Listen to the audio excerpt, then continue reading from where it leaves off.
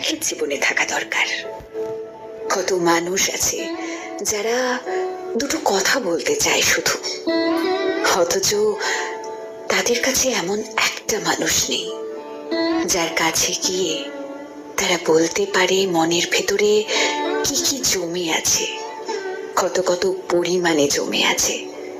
তারা তারা হন্যে হয়ে একটা মানুষ খোঁজে, ছটপট করে এমন একজনের জন্য যার সাথে সে দুটো কথা বলতে পারবে শুধু, আর কিচ্ছু না।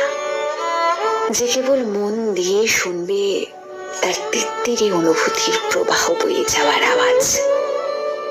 জরুরি নয় কথা বলার মানুষটার সাথে প্রেম ভালোবাসার সম্পর্ক হতেই হবে, জরুরি নয় তার সাথে দেখা হতেই হবে, ছুঁয়ে দেখতেই হবে।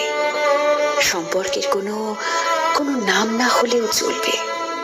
হয়তো সে বয়সে অনেক ছোট, হয়তো বা অনেক বড়, হয়তো সে ঠিক চেনাও নয়, হয়তো বিপরীত লিঙ্গের, বা হয়তো একই লিঙ্গের, হয়তো জানিও না কি ঠিকানা, কি করে।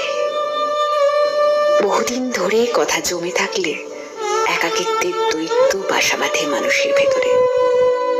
সে ধীরে ধীরে অবশ করে দেয় অনুভূতি, ভালো থাকার ইচ্ছে, মিশতে পারার চেষ্টাগুলোকে।